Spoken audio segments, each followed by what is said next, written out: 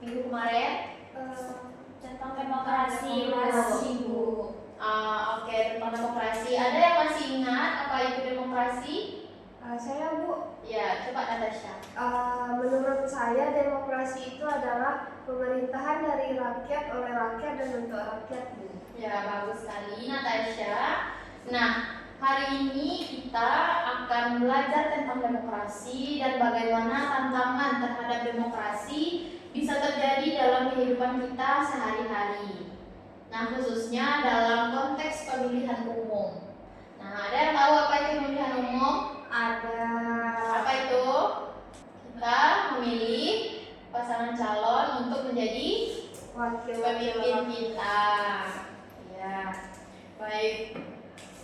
Oke, seperti yang Natasha bilang tadi, demokrasi adalah sistem pemerintahan di mana rakyat memiliki kekuasaan untuk memilih pemimpinnya secara langsung. Nah, dalam demokrasi yang sehat, suara rakyat sangat berarti. Nah, setiap suara rakyat, suara kita, suara yang memilih itu sangat berarti. Dan pemilu seharusnya dilakukan secara adil, jujur, bebas dari tekanan ataupun manipulasi. Oke, sampai di situ paham ya? Paham, Bu. Nah, namun di dalam kenyataannya masih banyak tantangan yang merusak nilai demokrasi. Salah satunya praktik money politik atau Politik uang. uang. Politik uang. Nah, seperti apa contoh politik uang yang anak-anak ibu tahu? Serangan fajar, Bu. Iya, serangan fajar. Itu seperti memberikan uang kepada calon pemilih dan ditekan untuk memilih pasangan calon tersebut. Nah, sebelum kita berdiskusi lebih lanjut, Ibu mau menampilkan sebuah video terkait kasus-kasus yang terjadi di Indonesia ini terkait tentang serangan fajar ini. Nah, setelah kalian menonton video ini, Ibu minta kalian menuliskan pendapat kalian terhadap apa yang kalian tonton. Paham semua? Paham, Bu.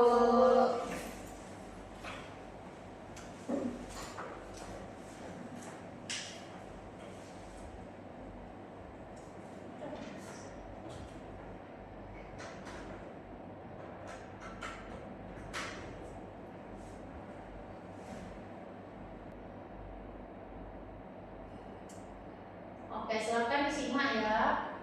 Baik, Bu. Kami telah melihat sebenarnya malah ditemukan ratusan amplop berisi uang dan sebenarnya malah ditemukan ratusan amplop berisi uang dan juga kaos salah satu paslon. Praktik politik uang masih terjadi yang ada kali ini melibatkan seorang kepala dinas. Tidak barang bukti pengumpulan amplop berisi uang dan kaos salah satu paslon yang didapati polisi di Kabupaten Pulang, Modo, Sulawesi Utara. Uang-uang ini diduga disiapkan untuk diberikan kepada pemilih agar mencoblos salah satu calon bupati. Iris yang ternyata pelakunya adalah seorang kepala dinas di lingkup pemerintah Kabupaten Pulang, Modo.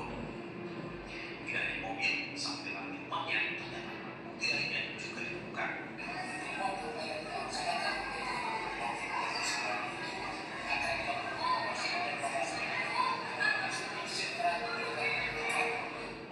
Oke, semua sudah paham dengan videonya? Sudah memperhatikan? Sudah, Bu.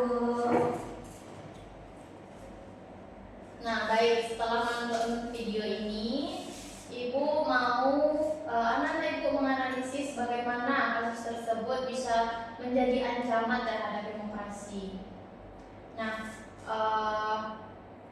Ibu mau kalian mencatat terlebih dahulu pertanyaannya,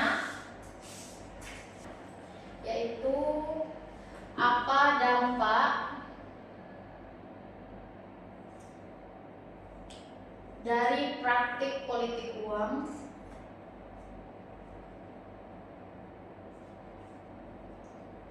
seperti yang ada di video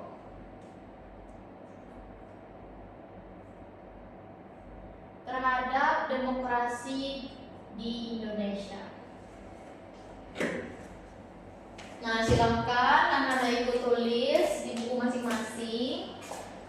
Nanti akan Ibu panggil satu-satu untuk menampilkan pendapatnya. Semua paham ya?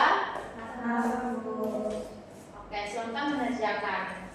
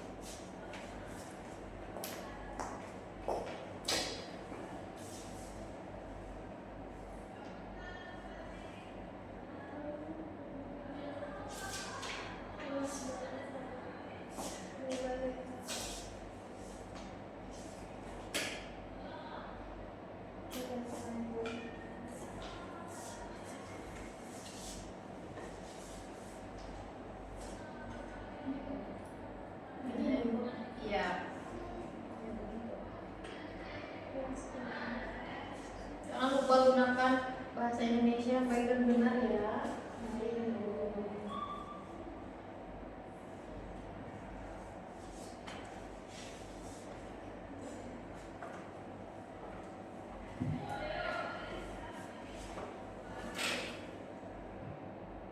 Kalau sudah selesai beritahu Ibu ya.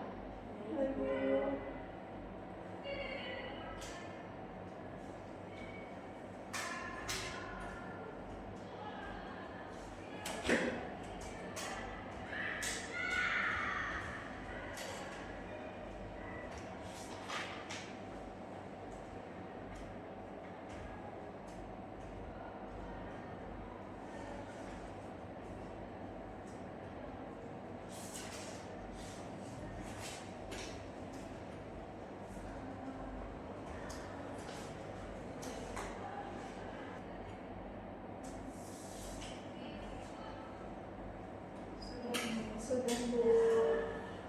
Oke, sudah bisa disampaikan? Sudah bisa, Bu. Oke, siapa yang mau menyampaikan pendapatnya terlebih dahulu? Saya, Bu, Oke, Natasha, silakan Natasha.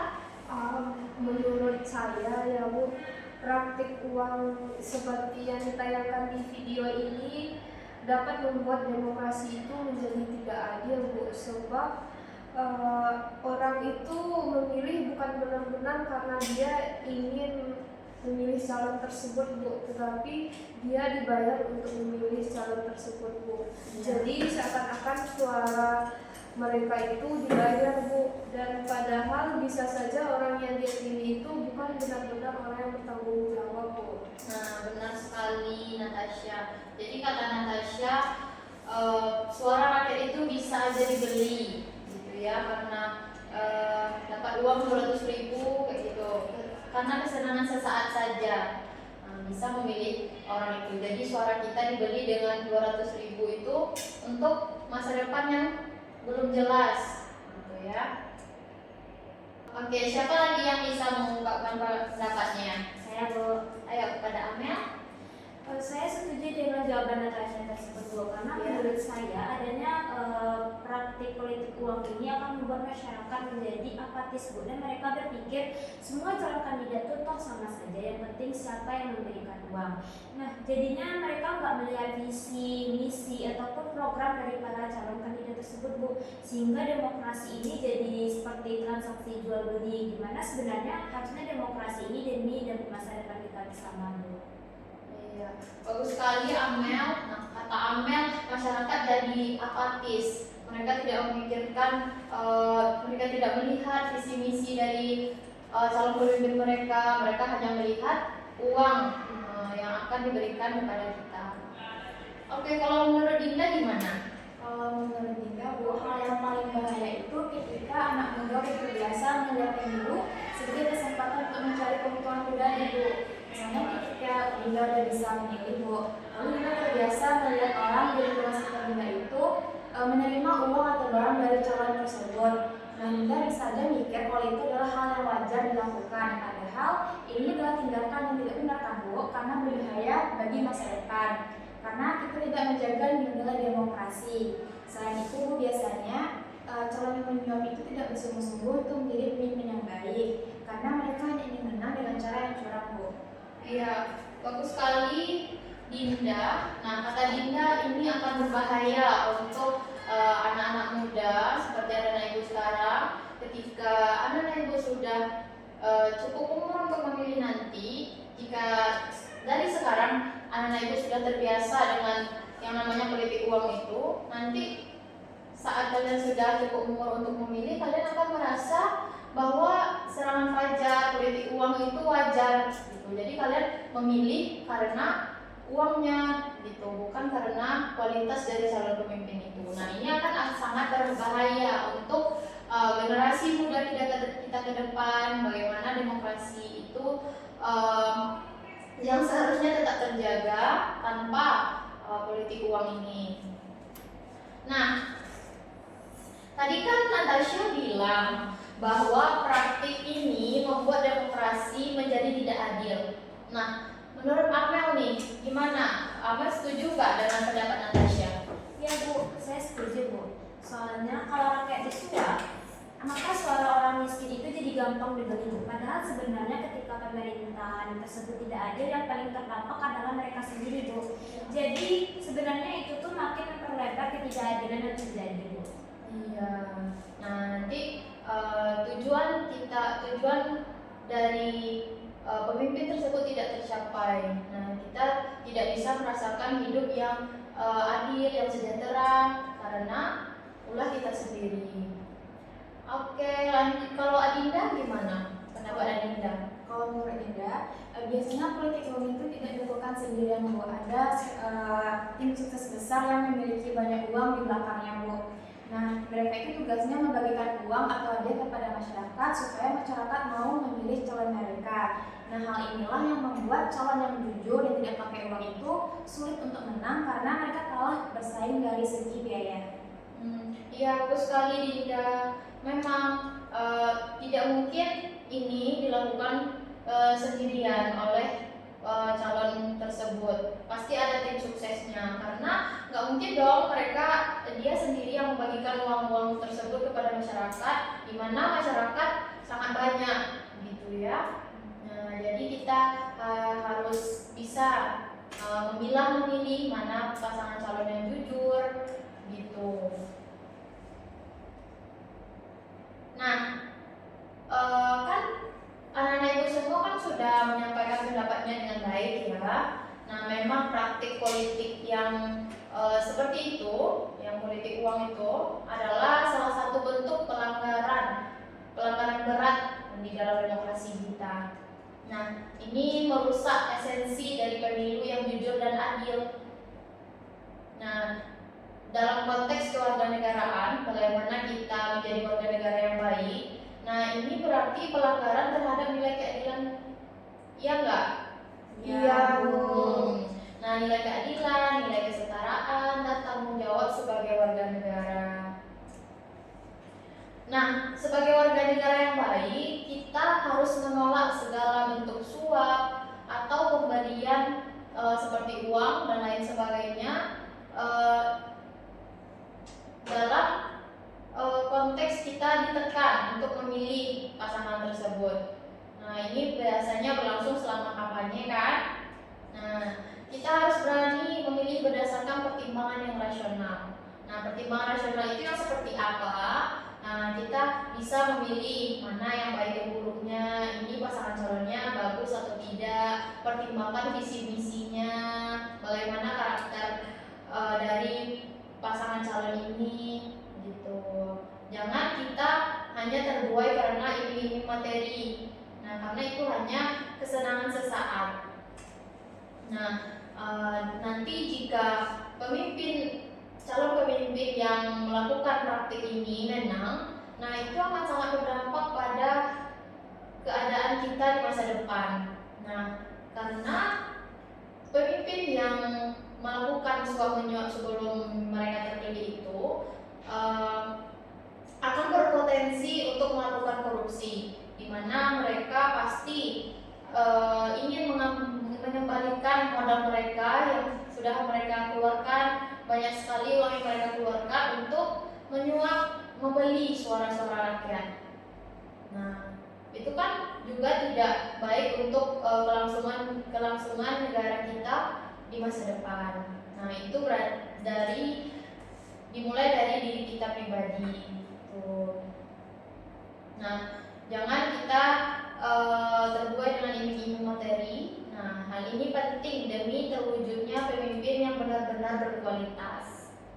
Nah, dari yang Ibu sampaikan itu semua anak-anak itu paham kan? Paham, Bu. Oke, sekarang mari kita renungkan. Apa pelajaran yang bisa kalian ambil dari pembelajaran tersebut? Siapa yang bisa merefleksikan, memberikan refleksi terlebih dahulu? Silakan angkat tangan. Saya, Bu. Iya, Natasha. Kalau menurut Natasha ya, Bu, Natasha itu melihat merefleksikan diri kita itu sebagai warga negara yang baik itu memiliki peran yang besar dalam demokrasi, Bu. Kemudian kita jangan mau suara kita itu dibeli oleh orang yang tidak bertanggung jawab, Bu.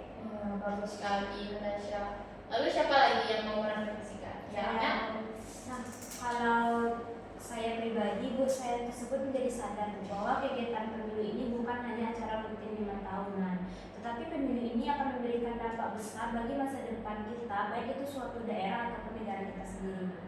bagus sekali, Anak. Dinda.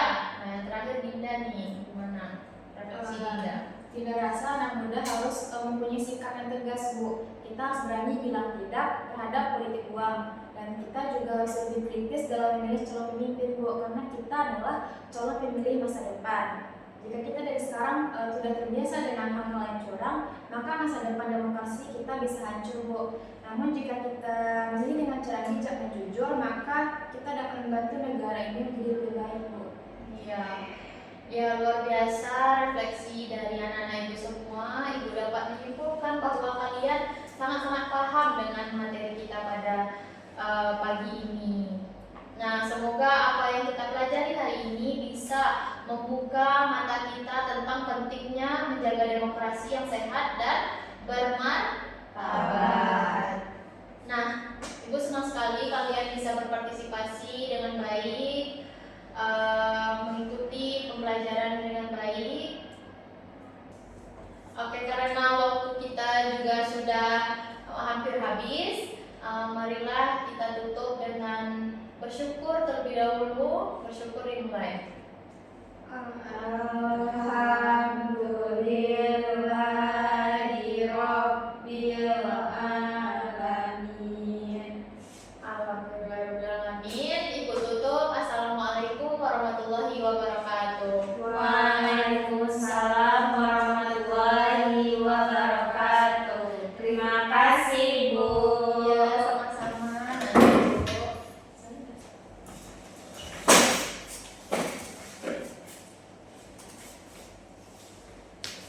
Hati-hati di jalan ya. Terima kasih, Bu.